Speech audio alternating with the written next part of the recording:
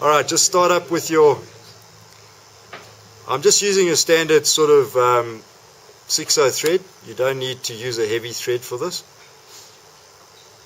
And then plastic dumbbell. I like to burn the, you'll find when you cut these plastic dumbbells they end up with a bit of a white stalk sticking out on each end. I don't like that, so I just use a lighter and burn it off. Just line them up a bit and then a little bit of super glue.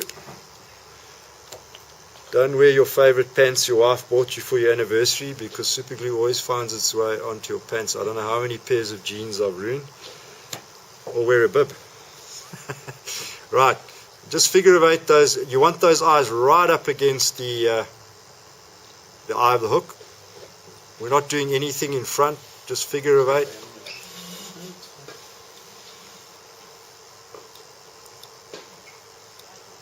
My pet hate is eyes that move. My guys in the factory know. We go through so much super glue, it's ridiculous. Because if eyes move on my flies, whether they're dumbbell eyes, plastic eyes, mono eyes, I lose it. So just make sure those eyes are secure. You're putting a lot of effort into this fly. Spend the time, make sure these eyes are set. And when you figure of 8, just remember, I'm sure a lot of you know that, be sure to go underneath and pull in on those figure of 8s just to secure it nice and tight. Right. Okay, then to put in that mono tail guard, you can also use, if you don't want to use mono, you can use a bit of stiff hair, like a short stubby deer hair or squirrel, any of those materials. Okay, so I've just tied in along the side. We'll just roll it over and then tie it in again. I'll swing that up. Okay, it doesn't matter how long you make it. Don't make it too long. Also too short, there's no point in having it. So, like I would say, probably about the length of the hook. I put this mono weed guard in a lot of our largemouth flies. Anything that's got a longer tail. The short shank helps with the wrapping, but it doesn't completely negate it. And then my good friend super glue.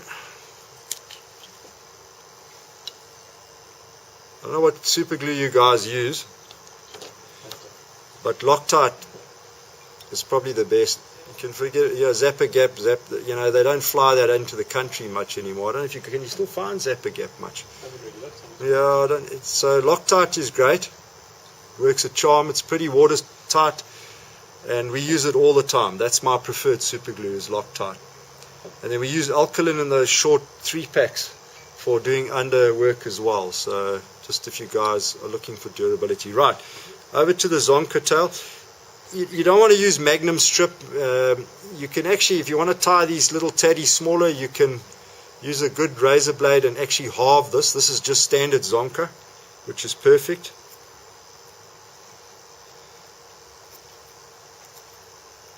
And I've just cleared a little bit of the hair off the skin. And this is the part where you don't want to glue your fingers to the fly. Done that a few times. When you tie something in and you're not using a pinch loop, some of you may or may not know this, but hold the material. I'm holding this rabbit strip right on my side. By the time I roll it over, the thread just rolls it on top and into position. Okay, just save you worrying about the pinch loop. Just check that for setting. We need to get that a little bit straighter. There we go. Right, that's nice and straight now. Okay, so nothing too difficult or complicated. Right. As I say, if you want to do the craft fur, I think just a little bit about craft fur while we're talking about this fly. This is extra select, so it's hell of a long. So you can see how long that is going to be. And if I try to tie in just by the tips, I've got nothing left. Do you see what I'm saying? So when you work with craft fur, what you want to do, I'm just going to hope your eyesight's good, guys. I'm just going to pull it and then realign it. Okay, so that I get the bulk I want. You got me. It's very straightforward. all I've done is pulled because craft fur, this synthetic, stick at the butts and tapers very quickly. So now I would have the sort of volume I want. So you need to play around with craft fur. You know, a lot of guys get this extra select and they say, well, this is awesome, but then they'll end up with this, oh gosh, and then they tie in more and more, and they end up with this huge bulk, becomes messy. They say, you know what, I'm not going to tie with craft fur anymore. But if you just learn to play with it, these minnows I've passed around, I use a lot of craft fur. It's got exceptional movement. It takes marking pens really well. You must really play with craft fur. Right, let's put our legs in. You can choose 2, 3, 4. I don't think it really matters about numbers. It's really just about a bit of movement, a bit of bounce, a little bit of animation into the fly. I guess my next fetish after craft fur is rubber legs. And what we're going to do is just figure of 8. He's not having a good tennis game. No, he's not. No! Alright, I've just figured 8 these rubber legs in.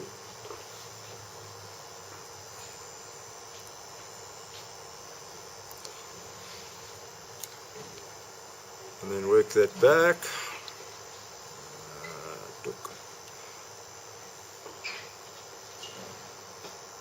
Right, so there's my legs. I've got 3 per side.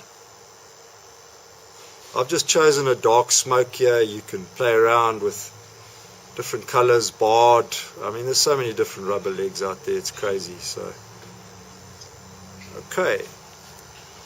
Right, so tail in, mono tail guard, some rubber legs. Leave them long. It's a little bit wasteful, but it'll make your trimming a little easier just now when you go to trim and you don't cut all your rubber legs out and say, okay, well, that didn't work so well. So what I suggest is make them a little longer. Right, what I've done here, a bit of felt's a great thing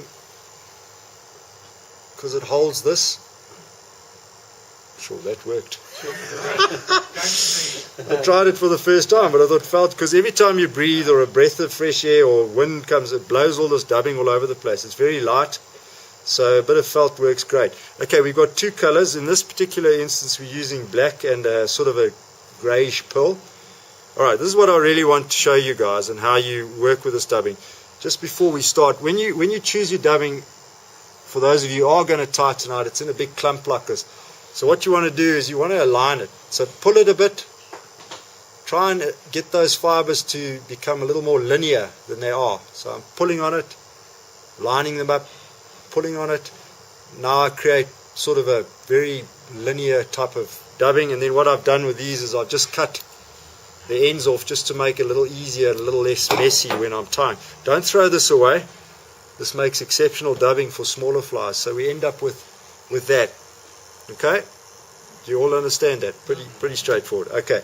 Now we're going to use that Johnny King or figure of 8 tying. Very simple, very forgiving. You want to go across the top. We're going to do the top first, then the belly. And this is the same technique we use for all patterns. Minnows, crabs, this taddy. So all I'm going to do is just go straight across. Go forward slightly, 1 or 2 turns. Fold it back. Just trap it down. So what we've done is we've kind of made a V. Does that make sense? We've tied it across the shank and then folded it back on itself. We've tented it or made a V. Okay, then what we do is we go to the underside. For those of you who don't have a rotary vise, all you do is flip your hook over. And then we take the belly color. Same thing applies.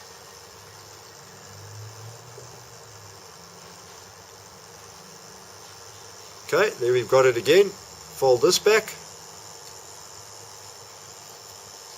This is where the wide gap hook also helps, because to get in there with a very narrow gap hook is going to be a little bit tricky. Right, so there I've trapped. Now you've created quite a nice bump there. Don't worry about it. You want to jump off that bump. And if you want to make these flies last, which is not good for the fly business, but just a little drop of super glue. And then you just repeat the procedure. Very straightforward. Don't even wait for that super glue to dry. Just keep your fingers away. If you're battling with getting your fingers, especially on the underside, you can use that little trick. I don't know if that's visible, where you actually use the thread to help you. But you must just make sure you line the fibers up now, and then same again. And just work it, make sure you're covering the top half. And then we go to the underside again. And now it just gets boring. But now I could add in a little, if I was doing a minnow now, I could put a little color, or a little a spot, or a belly color, or a gill, or whatever. I could do all sorts of things. Same thing again. With the dubbing. With the same dubbing, yeah. I mean, if we wanted to get a little bit fancy, we could put a bit of red in here, whatever. I mean, you could. We're not going to do that with a taddy. Okay, we're almost done. Another little drop of super glue. Let's put black in again. Now all we're doing is working straight up to the back of the eyes. If you build dumbbells into a baitfish pattern, you would set your dumbbells a little bit back, and then you could do this right up to the dumbbells, and then you can go in front of the dumbbells, and then when you comb it all out and trim it, this material has this knack to grip on itself, a little bit like Velcro, not as intense. So it's very forgiving. It'll mold, and you'll be able to trim it, and you can create really nice baitfish patterns in that. Right, we're on to our last belly color. Put a bit of white. So it's really not difficult. Okay, that's good enough for me. And then one last one on the top, the black. A friend of mine, Paul Andrews, Rog knows him. He's in Costa Rica at the moment, Rog. Him and Pedder, yeah. They're on their annual, the usual. He ties minnows with this. Okay, he takes about an hour to tie one fly, but he packs this so tightly, and he puts little highlights and colors, and then when he trims it, the finish is incredible. He just loves fly tying. I don't think the fish care, but the effects you can create with it, it's just amazing. Right, and just whip finish off.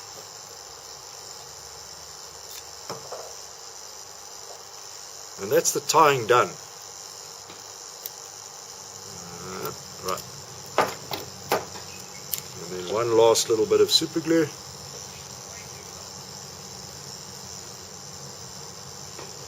Right. Now there's a couple of things. You can either get one of these good old wire brushes, comb it out. You can be quite aggressive about it. Another good thing to do is just run your scissors through it. Get any loose fibers. Just let that set a bit. Right, trimming. Okay, I usually take it out of the vise, but I'm going to try and do it in the vise.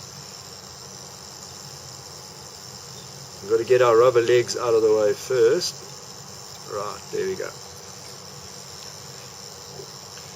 I think what the best place to start would be, let's get the top out of the way.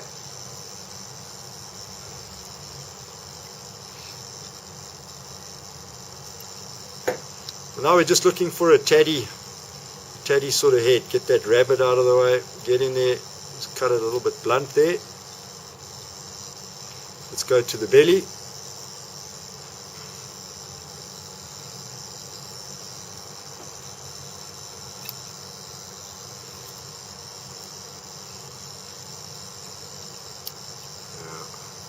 Sorry guys, I'm taking this out of the vise. Okay, do you mind? I can't trim in the vise. And really what you're looking for is just a sort of a triangular, almost a rounded, short, squat taddy head. I find one of the best ways to trim any of these is to first get your basic shape and get real close in on the belly.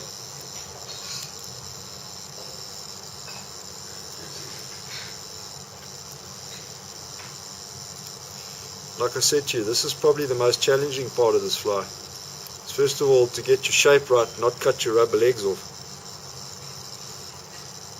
So far we're doing okay. Trim those.